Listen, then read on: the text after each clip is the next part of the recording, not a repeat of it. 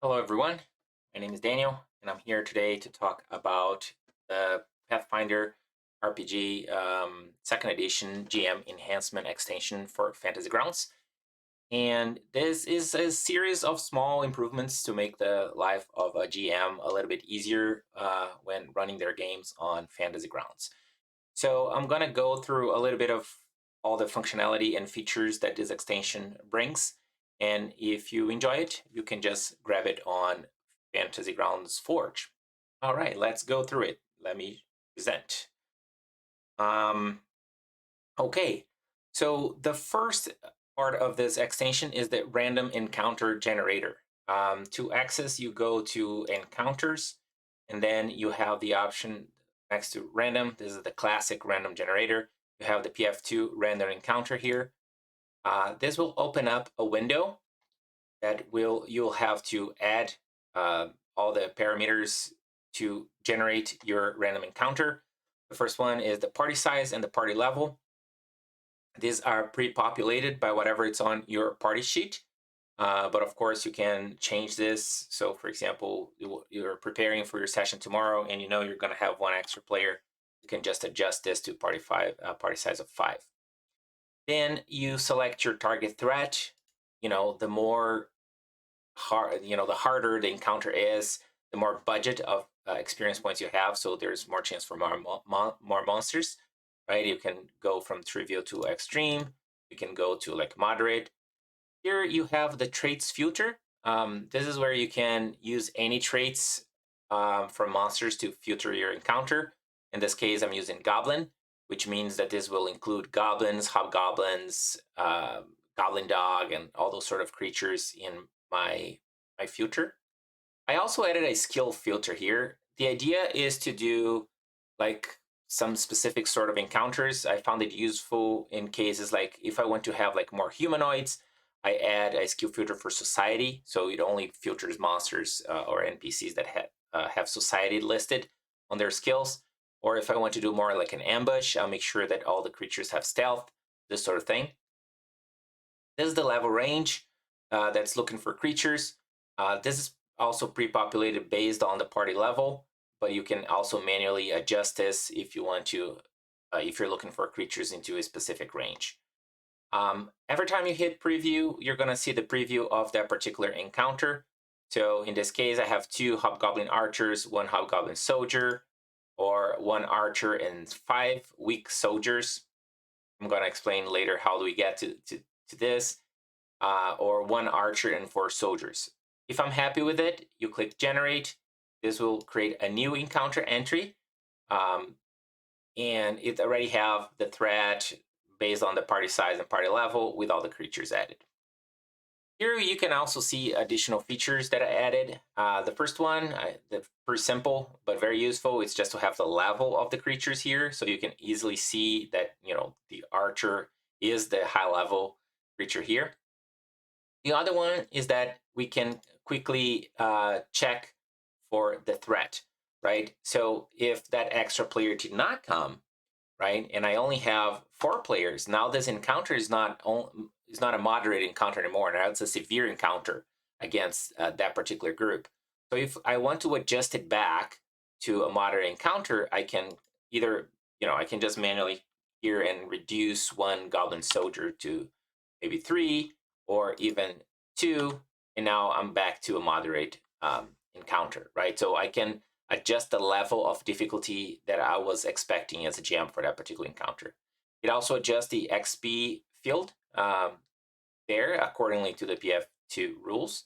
And other than that, it just works as a usual encounter. All right, so let's see what else we have here. I mentioned that we have like the weak creature, right? Once we build that hobgoblin encounter, I think was this one with the archers, right? We could have like weak creatures. How do we do a weaker creature? Imagine that instead of reducing the number of hobgoblin soldiers by 2, I just want to have like weaker soldiers, right, to compensate for my missing PC.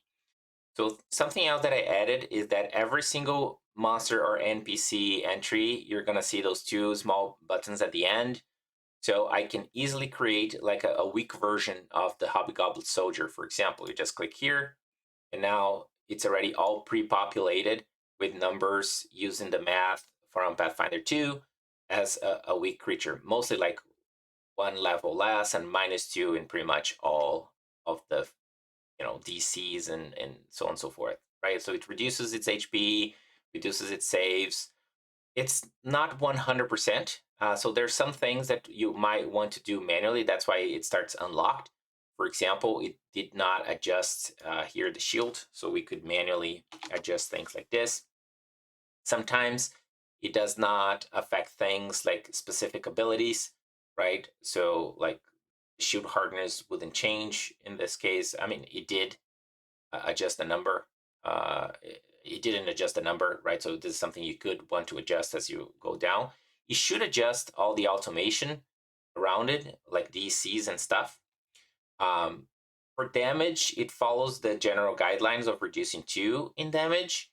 However, for damage that does not have a modifier, like a 1d6 piercing for ranged, it doesn't add like a negative adjustment here. So you could add like a -2 or -1 here. Those templates are not science exactly. It does adjust spells. In this case, of course, this monster doesn't have any spells, but it should adjust the caster level and DCs appropriately there. You might just want to take a look to see if it's where you want. So now this creature is just yet another creature added to your list of creatures on the bestiary, which means that you can now, it's now part of the pool for random encounters as well. So if you want to have more, you know, group of creatures, like a larger pool of creatures to generate your encounters, if you're running a campaign where you do expect a lot of um, goblins to be fought, for example, you could create elite and weak versions of all goblins and hobgoblins, for example, and now you have a huge pool of different encounters you could build. Cool. That's the random encounter and the weak and elite. I talked a little bit about the XP calculator. Something that I also added is an item, uh, an random treasure generator. So the way it works is that this will generate all the treasure for a party to go from their current level to their next level. So in this case, I can come here and my party size, it's 4 players. So that will also adjust by the party size for a party of level 4. Very straightforward interface here. If you generate treasure per level, it's just going to create a new parser entry with the expected currency and all the items expected to be distributed by that um, level, which means that from all the adventures from level 4 to level 5, this is the expected treasure that they would receive. I also added a level column. It does help here, right? Because sometimes you just want to start this as a template and then adjust manually. So I could easily change, for example, this rune. This is a level 5 rune. This is a permanent item. I could just find another level 5 item and switch this to something else. You could also adjust, of course, the number of items, right? So I could have, instead of having an eagle eye elixir and, well, instead of the boots of Elvenkind and a glamored rune, I could just remove the glamour rune and have 2 boots of Elvenkinds if it's more appropriate to your story, right? You can also split this in multiple parcels if you want, so you can use this as a template and just drag and drop 2 additional, if you want to split the treasure in like 2 big bundles, you could also do that. And in the future, I probably want to add some icon here showing that if this is a consumable or not. You can also check the Forge page for additional things that I want to add there. But it's very straightforward, right? Like you have everything here. And this is already adjusted by the party size. So if you do have like 5 recurring players, it would add additional items. We can quickly do this just to compare. You can see that for 5 PCs, I have extra cash and I have extra items, right? Like 2 1s, etc. Right? So very convenient when planning. Okay, The last thing is, and you probably saw that button there, whenever you open an item, right, like this acid flask, I also added this button next to the level, which will open a craft calculator. So the idea is to just have, and this is a little bit hacky, but this is just to have like a quick calculator so you just know, if players want to craft those items, how many days they need to spend and how much money they need to spend on. So it populates this window with the item level and the initial costs and the DC.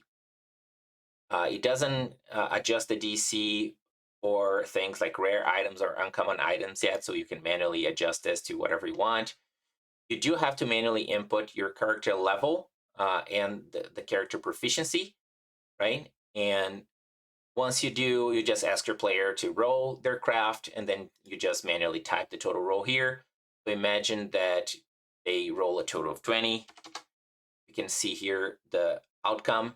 In this case, for crafting this particular acid flask, after 4 days, they already spent 50 silver pieces. They could either pay additional silver pieces and finish their item, or they can spend 8 more days to only spend the initial cost, or they can reduce the price in 7 silver pieces per day to a maximum of 8 days.